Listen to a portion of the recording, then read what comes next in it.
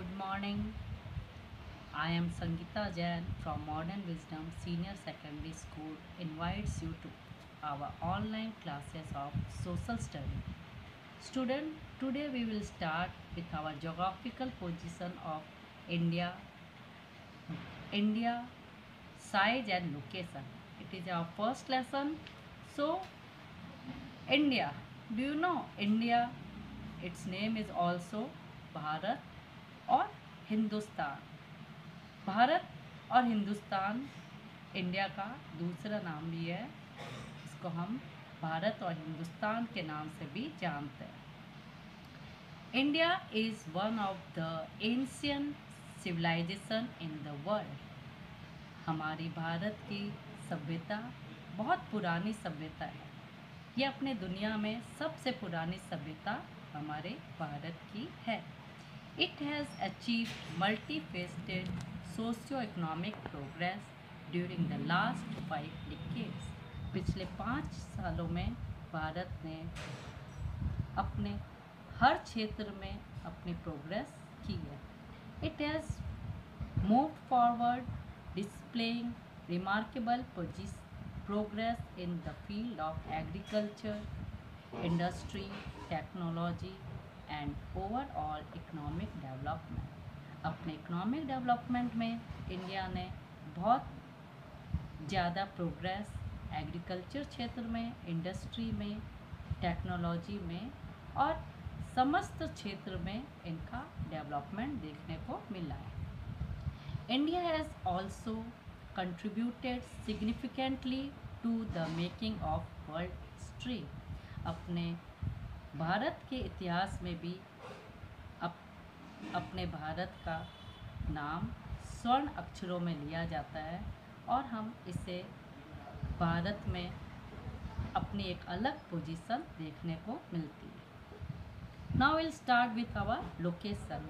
India की कहाँ पर स्थित है, ये इसकी अपने वर्ल्ड में, अपने एटलस में इसका पोजीशन कहाँ पर है। India is a vast country. ऐसा कि हम लोग को पता है हमारा भारत बहुत बड़ा देश है।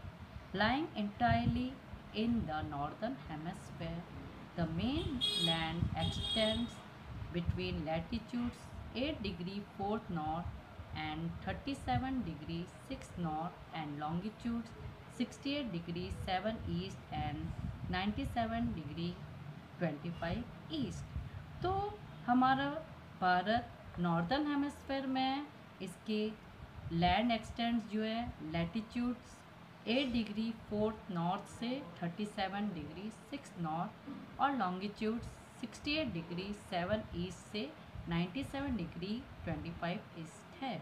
अपने जो भारत है, अपने लॉन्गिट्यूड और लैटिट्यूड अगर अपने एटलस में देखते हैं तो उसमें ये सारे क्षेत्र को अगर अपने मिलाए तो हमारे भारत की स्थिति देखने को मिलती है। The tropic of cancer 23 degree 30 north divides the country into almost 2 equal parts. हमारे ट्रॉपिक ऑफ कैंसर जो है, जो कि 23 डिग्री 30 नॉर्थ में है, हमारे देश को 2 बराबर हिस्सों में बांटती है। To the south east and south west of the mainlands lies the Andaman and the Nicobar Islands and the Lakshadweep Island in Bay of Bengal and Arabian Sea respectively। अपने साउथ ईस्ट और south west में अगर हम देखते हैं Andaman Nicobar island और Lakshadweep island bay of Bengal और Arabian sea में स्थित है।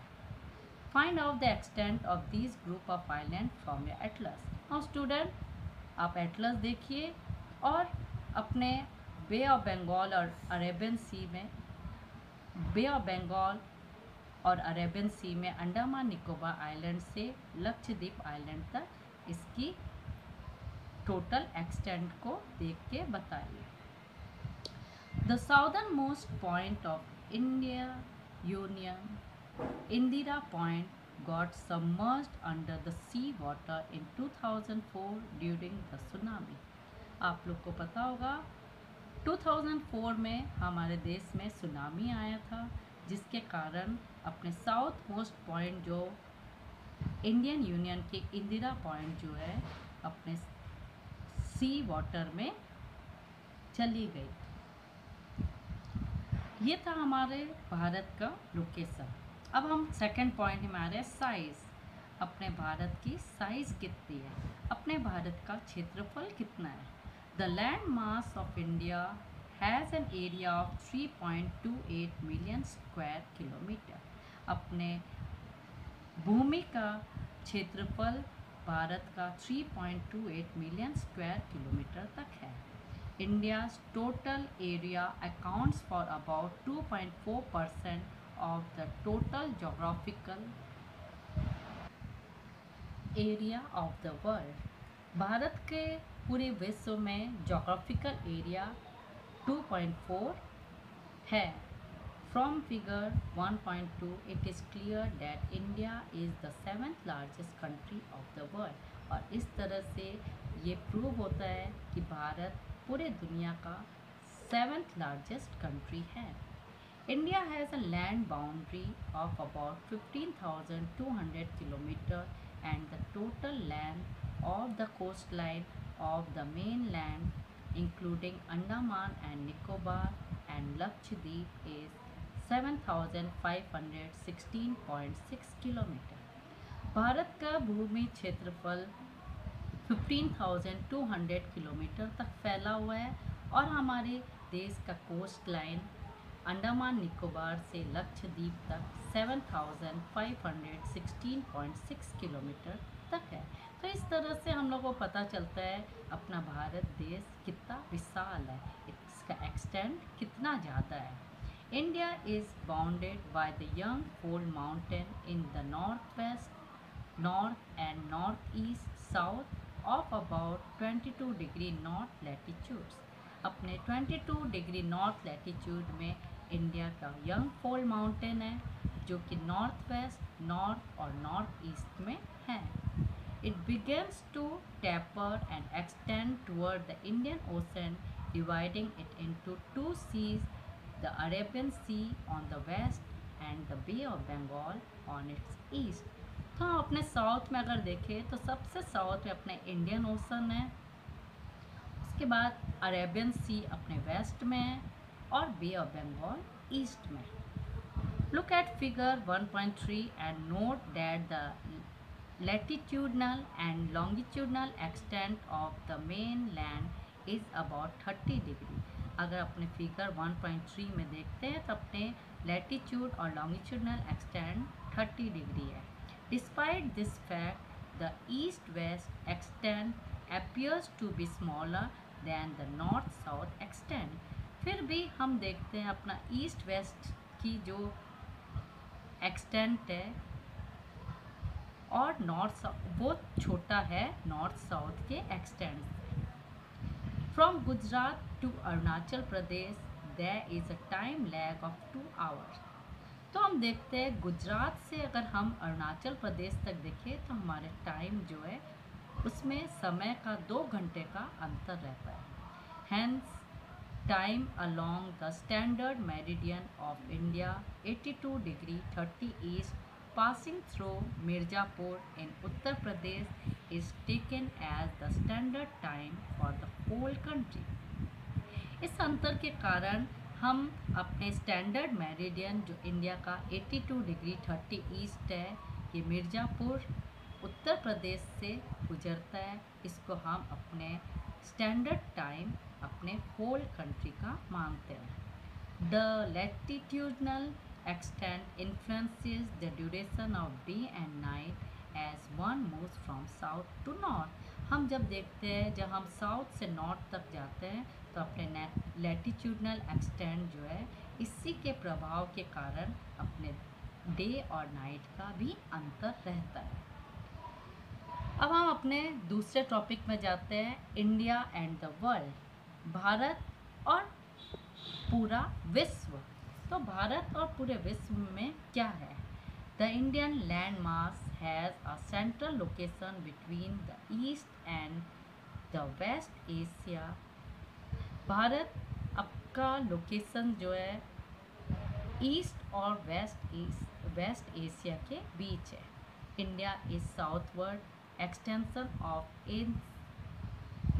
Asian continent.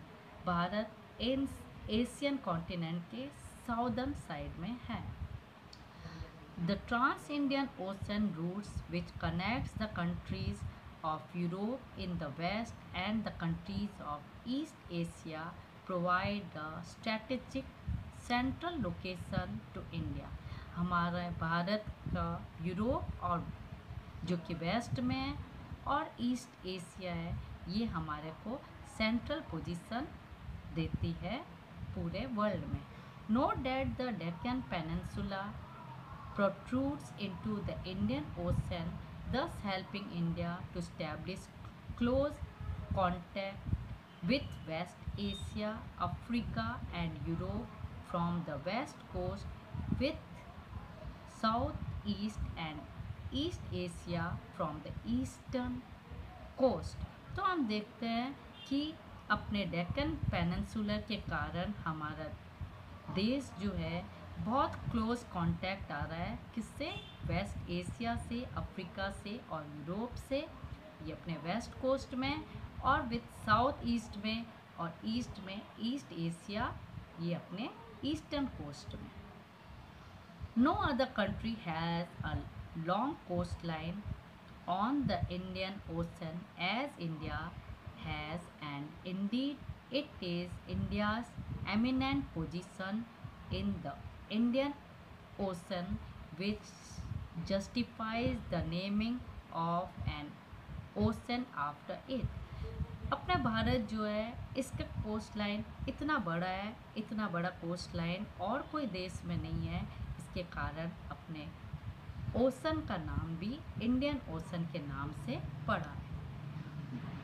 Since the opening of the Suez Canal in 1869, India's distance from Europe has been reduced by 7,000 kilometre. जब से हमारा स्विस कैनाल 1869 में इंडिया में कनेक्ट हुआ, जिसके कारण इसकी डिस्टेंस जो है यूरोप से बहुत कम हो गई, 7,000 किलोमीटर कम हो गई। इसका ये हमारा फ़ायदा हो गया, हम यूरोपियन कंट्रीज़ में बहुत जल्दी 7,000 किलोमीटर की दूरी तय करके जल्दी पहुंच सकते हैं और इससे अपने व्यापारिक संबंध भी जल्दी से जल्दी हो जाते हैं।